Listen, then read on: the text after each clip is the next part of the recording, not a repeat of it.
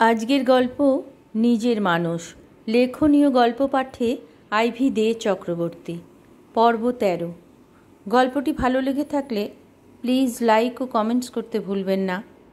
চ্যানেলটি সাবস্ক্রাইব করে আরও ভালো ভালো গল্প লেখায় উৎসাহ দিন। গাড়ি এসে ট্রেঙ্কাসের সামনে দাঁড়াতে ঋদ্ধি হেসে বলে, কী ব্যাপার তাতানদা, দারুণ মুডে আছো মনে হচ্ছে। 5টা ছবি বিক্রি হয়েছে বলে একেবারে ট্রেঙ্কাসে ট্রিট দিচ্ছ। তাতান পেছনে ঘুরে হেসে বলে, দাঁড়া, এখনই কি দেখলি? আগে আমাকে ফেমাস হতে দে, তারপর কোথায় কোথায় তোকে ট্রিট দিই দেখ। তনিমা বলে, ও মা, ওকে একা ট্রিট দিবি? আমরা তাহলে কি দোষ করলাম? তাতান অপ্রস্তুত মুখে বলে, না না, সবাইকেই ট্রিট দেব, তবে ঋদ্ধির তো একটা স্পেশাল ট্রিট পাওনা হয়ই। ওর জন্যই তো এবারে একাডেমিতে প্রদর্শনীটা করা গেল, না হলে এখানে চান্স পাওয়া সোজা ব্যাপার নাকি? তিলোত্তমা বলে, সেটা একেবারে খাঁটি কথা, একেবারে বিশাল একটা কাজ করেছে ঋদ্ধি এটা। ঋদ্ধি গাড়ি থেকে নামতে নামতে বলে, এবার সবাই আমার প্রশংসা ছেড়ে একটু ভেতরে ঢুকলে ভালো হয় না? আমার কিন্তু খুব খিদে পেয়েছে। ততক্ষণে পার্থ ওদের দিকে এগিয়ে এসেছে। পার্থকে দেখে তিলোত্তমার চোয়াল আবার শক্ত হয়ে যায়। সে অন্যদিকে মুখ ফিরিয়ে নিজেকে কন্ট্রোল করার চেষ্টা করতে থাকে।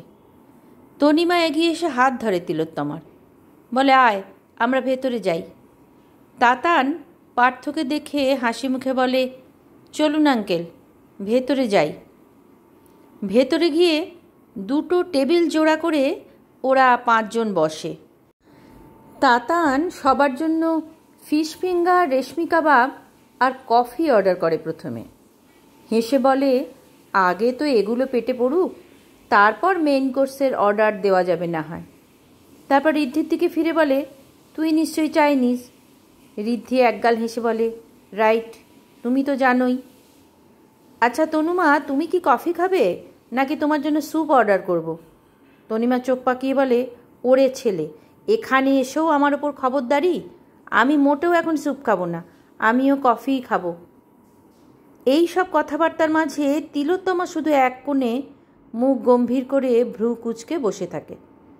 তনিমা ফিসফিস করে বলে, অত টেনশন করিস না, আমরা সবাই তো আছি তোর পাশে, বেশি বাড়াবাড়ি করলে উচিত জবাব দিয়ে দিবি। তিলোত্তমা একবার কঠিন চোখে পার্থর দিকে তাকায়। পার্থ হাসি হাসি মুখে সবার কথা শুনছে। ওর হাসিটা দেখে তিলোত্তমার আপাদমস্তক জ্বলে যেতে থাকে।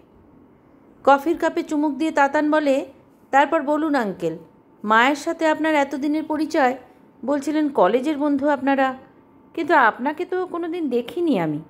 মায়ের অফিস কলিগ ও অন্যান্য বন্ধুদের তো আমি চিনি, আগে দেখেছি।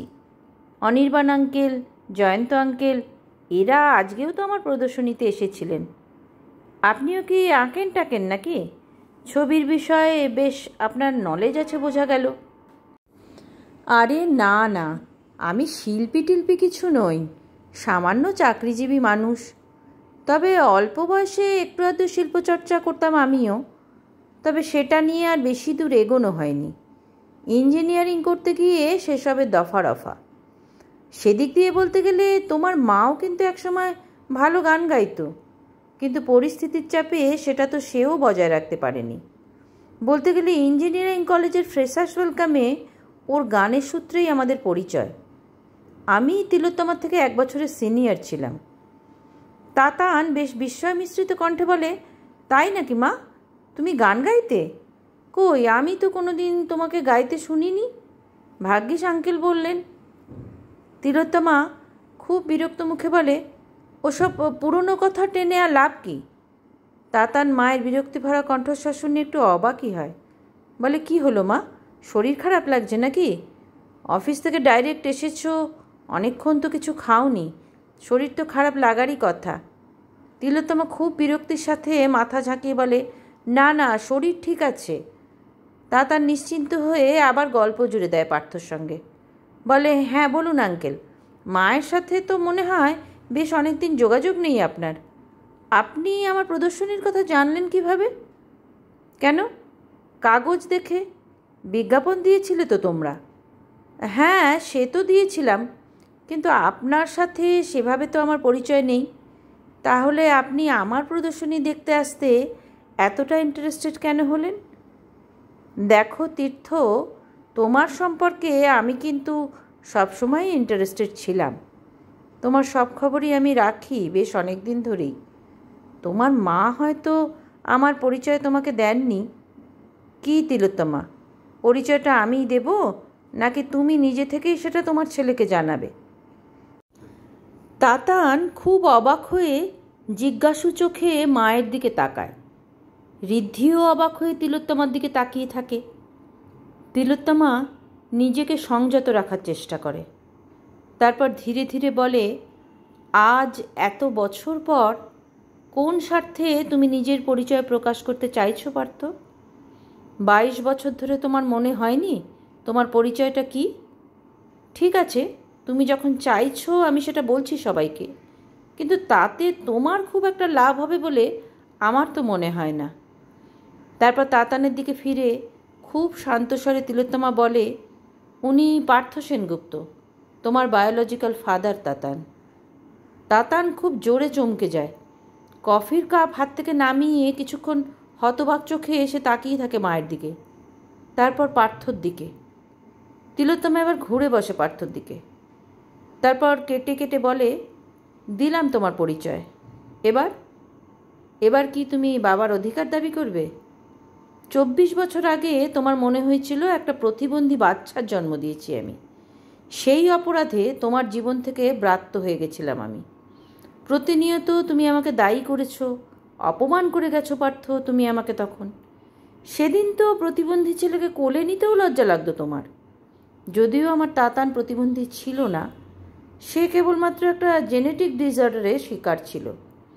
আর আজ বোধহয় তুমি বা তোমার বাড়ির লোকেরা ভালোভাবে বুঝতে পেরেছ যে জেনেটিক ত্রুটি কার মধ্যে ছিল। পার্থ মাথা নিচু করে নেয়। তিলোত্তমার চোখ মুখ উত্তেজনায় লাল হয়ে যেতে থাকে। সে দাঁতে দাঁত চেপে বলে, আসলে তুমি বোধহয় ভাবতে পারোনি পার্থ তাতানের এতটা উন্নতি হতে পারে বলে। বাবা হিসেবে তুমি তার পাশে কখনোই থাকোনি, কিন্তু তাতানের তো মা ছিল। তার মা একাই লড়ে ছেলেকে যে এই জায়গায় পৌঁছে দিতে পারে এতটা বোধহয় তুমি আশাও করনি। তুমিও ইঞ্জিনিয়ারিং পাশ করেছিলে, আর আমিও করেছিলাম। আর আমার চাকরিটা বলতে নেই তোমার থেকে উঁচু দরেরই ছিল। আমি তো তোমার কাছ থেকে ছেলের জন্য অ্যালিমনিও দাবি করিনি পার্থ। আজ তাতান যা হয়েছে, যতটুকু হয়েছে, তা আমার একার চেষ্টায় হয়েছে। আর আমার সাথে এই লড়াইয়ে শুধু তনিমাদি ছিল, তাতানের তনুমা। আর আমি এই গোটা পৃথিবীতে আর কাউকে চিনি না। কারোর পরিচয় আমি দেবার দরকারই মনে করিনি ছেলের কাছে। পার্থ বলে, কিন্তু তুমি তো ওর পিতৃপরিচয় অস্বীকার করতে পারো না। তিলোত্তমা বেশ উত্তেজিতভাবেই বলে, করলাম না তো, সেই জন্যই তো ওকে জানালাম আজ তোমার পরিচয়। কিন্তু 2 বছরের ছেলেকে ভাগ্যের ভরসায় ছেড়ে স্ত্রীকে ডিভোর্স দেবার সময় তোমার মনে পড়েনি এই পিতৃপরিচয়ের কথা? নাকি আজ তোমার ছেলে সাফল্যের দোরগোড়ায় এসে দাঁড়িয়েছে বলে আজ 22 বছর পর তোমার মনে পড়ল তুমি তীর্থ সেনগুপ্তর বাবা? তিলোত্তমা উত্তেজিতভাবে চেয়ার ছেড়ে উঠে দাঁড়ায়। তাতান মায়ের উত্তেজিত মুখের দিকে তাকিয়ে হাত ধরে মাকে চেয়ারে বসায়। বলে, মা শান্ত হও তুমি, আমি আছি তো কথা বলার জন্য। তুমি কেন এত উত্তেজিত হচ্ছ? পার্থ বলতে যায়, তাতান আমি সেদিন সত্যি ভুল করে। তাতান হাত তুলে পার্থকে থামিয়ে দেয়। আঙ্কেল, আমি তীর্থ সেনগুপ্ত, আমাকে আপনি তীর্থ বলেই ডাকবেন। আর হ্যাঁ, আমাকে প্রোটেকশন দেবার জন্য, বড় করে তোলার জন্য আমার দুটো মা আছেন। এক আমার মা, আর এক আমার এই তনুমা। আসলে আমাদের এই ছোট্ট ফ্যামিলিতে আমরা বাইরের লোককে অ্যালাউ করি না একদম। আর আমার একমাত্র অভিভাবক আমার মা তিলোত্তমা বাসু। আর বাদবাকি পরিচয় নিয়ে আমি একটুও ইন্টারেস্টেড নই। আপনি এসেছেন, আমার কাজ দেখেছেন, খুব ভালো লাগলো। আচ্ছা, নমস্কার। অপমানে পার্থর চোখ মুখ লাল হয়ে যায়। সে চেয়ার ছেড়ে উঠে দাঁড়ায়। বলে, তুমি কিন্তু আমাকে অপমান করছো তীর্থ। তাতান বলে, আপনি কি এখনও সেটা বুঝতে পারেননি? পার্থ কিছুক্ষণ নির্বাক তাকিয়ে থাকে তীর্থর দিকে, তারপর দ্রুতপদে দরজা খুলে বেরিয়ে যায়। তিলোত্তমার চোখে জল দেখে তাতান মায়ের হাতের উপর হাত রাখে। কাঁদছ কেন মা? তোমার কান্নার দিন তো শেষ। আর কখনো ওই লোকটা তোমাকে বিরক্ত করতে আসবে না, তুমি দেখো। তিলোত্তমা পরম ভরসায় তাতানের হাত দুটো জড়িয়ে ধরে। তাতান হেসে মায়ের কাঁধে মাথা রাখে। এই গল্পের আগের সব পর্বের লিঙ্ক নিচে ডেসক্রিপশন বক্সে দেওয়া আছে। ধন্যবাদ।